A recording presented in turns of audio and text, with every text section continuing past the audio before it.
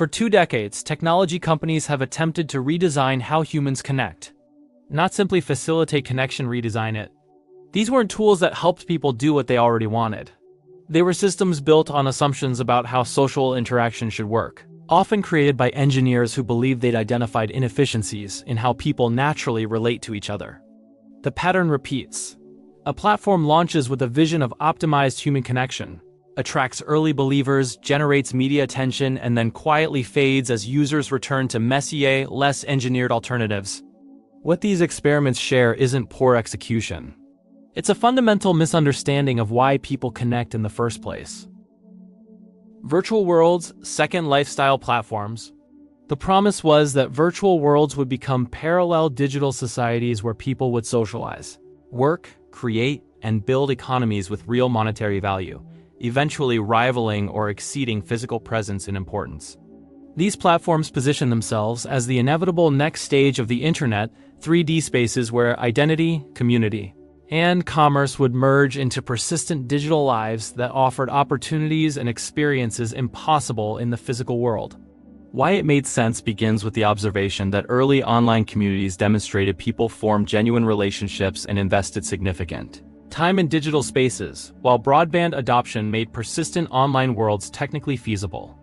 Users did create impressive digital content, virtual real estate, sold for real money, and companies opened virtual storefronts suggesting economic activity could sustain the ecosystem. And the open-ended nature of the platforms allowed for emergent behavior and creativity that seemed limitless, mirroring how physical communities develop organically over time. Why it failed centers on 3 fundamental problems that emerged at scale. The friction of participation was too high relative to the rewards. Creating and customizing avatars required significant time and technical skill. Navigating 3-dimensional virtual spaces was clunky with mouse and keyboard controls, and the social dynamics often felt artificial rather than natural. Virtual worlds demanded dedicated attention in ways that proved exhausting. You couldn't easily multitask or step away, making them more demanding than text-based or even video chat alternatives. That allowed people to maintain presence while doing other things. Most critically, the lack of structured goals meant that after initial exploration, most users struggled to find compelling reasons to return regularly, and the graphics and interface never achieved the seamlessness required to make digital presence feel natural. The technology consistently reminded users they were operating software rather than existing in a space. What replaced it was a combination of social media platforms that required less immersive engagement, messaging apps that enabled connection without the overhead of virtual environments, and purpose-built gaming platforms that offered structured virtual experiences with clear objectives rather than open-ended digital existence. Google+, engineered social behavior. The promise was that Google+ would fix what was broken about social networking by letting users organize contacts into precise circles, share different content with different groups, and maintain nuanced control over their digital social life, essentially engineering away the privacy concerns and context collapse that plagued Facebook by giving users granular tools to segment their audience and manage their online persona with precision. Why it made sense flows from a genuine problem that users complained about constantly: the awkwardness of sharing content meant for friends with family members, or posting professional updates to an audience that included former classmates and distant acquaintances. Google's approach seemed logical. People naturally maintain different social contexts in physical life, and Circles offered a digital implementation of that natural behavior. The company had massive resources, existing user base through Gmail and other services, and the technical capacity to build a superior product. Early adopters appreciated the cleaner interface and more thoughtful privacy controls compared to Facebook's increasingly cluttered design. Why it failed reveals the gap between theoretical utility and actual behavior patterns in social platforms. The organizational overhead required to maintain Circles proved too demanding for most users. Every time someone new followed you or you wanted to share content, you had to make explicit decisions about categorization and visibility that felt like work rather than social interaction. More fundamentally, Google+ arrived when social graphs were already established elsewhere. People's friends, photos, history, and habits were on Facebook, and the switching costs were enormous even if Google+ was technically superior. The enforced real name policy and attempts to integrate Google+ across all Google services felt invasive rather than convenient, creating resentment even among users who might have otherwise been sympathetic. The platform also suffered from being too engineered. It optimized for how Google thought people should socialize rather than how they actually wanted to. And the result felt sterile and overly controlled compared to the organic chaos of established platforms. What replaced it wasn't a single platform, but rather a behavioral shift users learned to manage. Context collapsed through self-censorship, multiple accounts, or simply accepting that their online presence would be a compromise between different audience expectations. While messaging apps and ephemeral content platforms like Snapchat and Instagram stories offered alternatives for more intimate, less permanent sharing. Clubhouse, artificial exclusivity. The promise was that audio-only social networking would create more authentic, spontaneous conversations by removing the performance anxiety of video and the permanence of text. Clubhouse positioned itself as live, unrecorded discussions where people could drop into rooms, listen to interesting conversations, and participate without the pressure of creating polished content, with invite-only access ensuring quality participants and meaningful discourse. Why it made sense emerges from the context of pandemic isolation and Zoom fatigue. People craved social connection, but were exhausted by video calls and curated social media posts. Audio felt like a middle ground, intimate enough to feel personal, but casual enough to not require preparation or self-consciousness about appearance. The invite-only model created genuine scarcity and FOMO that drove early adoption among influencers and tech industry insiders. And the lack of recording meant conversations could be candid in ways that permanent content couldn't. The format also worked well for certain use cases: casual networking, industry discussions, and informal Q&A sessions where the spontaneity added value rather than friction. Why it failed demonstrates how artificial constraints that create initial growth can become terminal limitations. The exclusivity that generated buzz became a barrier to network effects. Conversations were only valuable if enough people you wanted to talk with were on the platform, but the invite system kept the user base small enough that critical mass never materialized for most topic areas. The audio-only format that seemed like a feature became a liability as users realized they wanted to multitask, reference shared content, or have asynchronous access to conversations they missed. Live audio demanded real-time attention in ways that competed poorly with other formats. The lack of content moderation and discovery tools meant that room quality varied wildly, and finding worthwhile conversations required significant time investment with no guarantee of return. Most critically, the format was trivially replicable. Twitter Spaces and other platforms added audio rooms as features rather than building entire apps around them, offering similar functionality to existing user bases without requiring people to build new social graphs. What replaced it was the integration of audio features into existing social platforms, where they functioned as optional tools rather than primary interaction modes, allowing users to access live audio when it offered specific value without forcing them to adopt a new platform or abandon asynchronous communication entirely. Metaverse workspaces. The promise was that virtual reality meeting spaces would solve remote work-esque collaboration challenges by recreating the spatial presence and informal interaction of physical offices. Companies pitched metaverse workspaces as environments where distributed teams could gather around virtual whiteboards, have spontaneous hallway conversations, and maintain team cohesion through shared digital presence that felt more natural than video calls.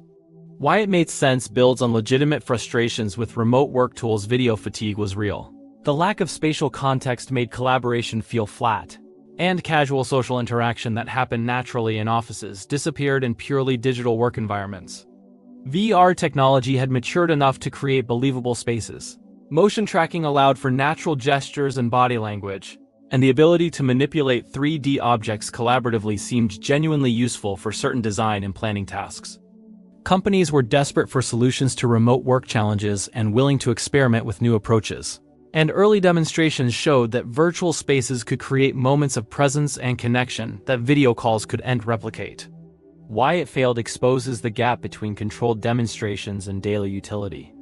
The hardware requirements created immediate barriers. VR headsets were expensive, uncomfortable for extended wear, and many users experienced motion sickness or eye strain after 30 minutes, making full workdays impossible.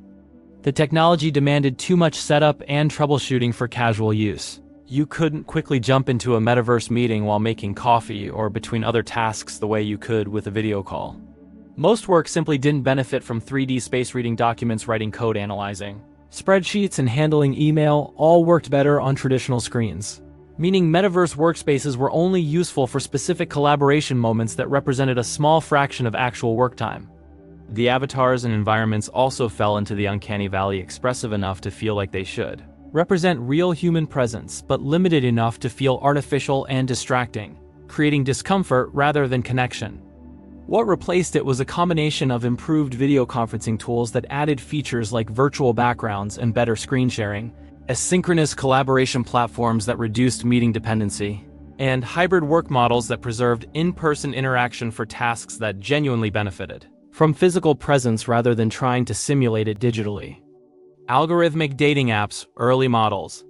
The promise was that compatibility algorithms could scientifically match people based on personality assessments values and preferences. Early algorithmic dating platforms positioned themselves as more serious and effective than traditional dating by using psychological research and data analysis to identify compatible partners, suggesting that human attraction could be optimized through better information processing. Why it made sense draws on the observation that people often make poor romantic choices based on superficial attraction or limited information. While algorithms could consider hundreds of compatibility factors simultaneously and identify potential matches that users might overlook based on appearance alone. The detailed questionnaire seemed to filter for serious users genuinely interested in relationships rather than casual browsing.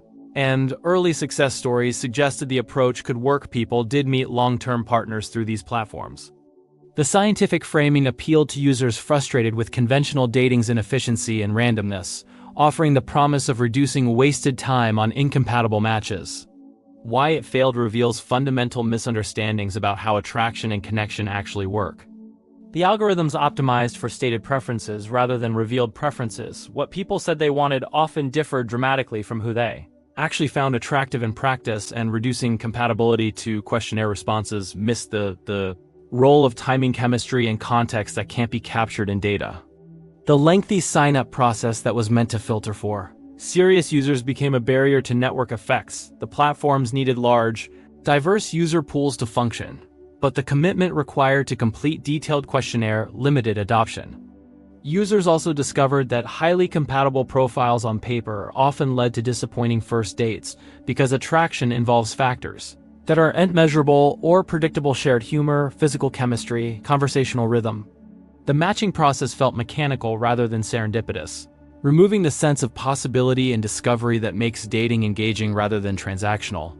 What replaced it was swipe-based apps that acknowledged the primacy of initial attraction and focused on facilitating connections rather than predicting compatibility, allowing users to make quick judgments based on photos and minimal information before investing time in conversation, which better matched how people actually assess potential partners in practice. Algorithmic dating apps, early models. The promise was that compatibility algorithms could scientifically match people based on personality assessments, values, and preferences. Early algorithmic dating platforms positioned themselves as more serious and effective than traditional dating by using psychological research and data analysis to identify compatible partners, suggesting that human attraction could be optimized through better information processing. Why it made sense draws on the observation that people often make poor romantic choices based on superficial attraction or limited information. While algorithms could consider hundreds of compatibility factors simultaneously and identify potential matches that users might overlook based on appearance alone. The detailed questionnaire seemed to filter for serious users genuinely interested in relationships rather than casual browsing. And early success stories suggested the approach could work. People did meet long-term partners through these platforms.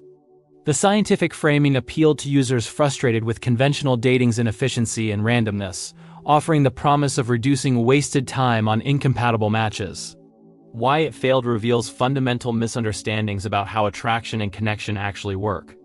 The algorithms optimized for stated preferences rather than revealed preferences. What people said they wanted often differed dramatically from who they actually found attractive in practice. And reducing compatibility to questionnaire responses missed the role of timing, chemistry, and context that can't be captured in data. The lengthy sign-up process that was meant to filter for serious users became a barrier to network effects. The platforms needed large, diverse user pools to function, but the commitment required to complete detailed questionnaire limited adoption. Users also discovered that highly compatible profiles on paper often led to disappointing first dates because attraction involves factors that are immeasurable or predictable: shared humor, physical chemistry, conversational rhythm. The matching process felt mechanical rather than serendipitous, removing the sense of possibility and discovery that makes dating engaging rather than transactional. What replaced it was swipe-based apps that acknowledged the primacy of initial attraction and focused on facilitating connections rather than predicting compatibility, allowing users to make quick judgments based on photos and minimal information before investing time in conversation, which better matched how people actually assess potential partners in practice. Before to get a closing reflection, if you want to understand why ideas fail and what replaces them, you can subscribe to the channel. These failures share a common architecture. Each one attempted to engineer spontaneity, optimize authenticity, or rationalize the fundamentally irrational ways humans choose to connect.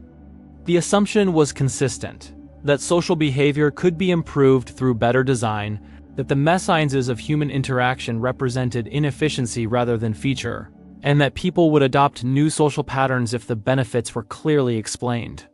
What the engineers building these platforms missed wasn't technical: the software worked. The features functioned as designed, and the problems they identified were real. What they missed was that social connection isn't optimizable in the way that search algorithms or logistics networks are. The friction they tried to eliminate, the ambiguity of not knowing exactly who might see your post, the inefficiency of conversations that wander off topic, the irrationality of being attracted to someone incompatible on paper, isn't actually friction.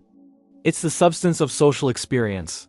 People don't connect through platforms that make connection most efficient. They connect through platforms that make connection feel natural, even when that naturalness includes waste, uncertainty, and occasional awkwardness. The social experiments that failed tried to replace how people actually behave with how designers thought they should behave. The platforms that succeeded, for better or worse, accommodated human nature rather than attempting to upgrade it. The lesson isn't that innovation in social technology is impossible. It's that successful social platforms emerge from observing what people already do and making it slightly easier, not from deciding what people should do and building systems to enforce it. The difference matters more than the designers of these failed experiments understood.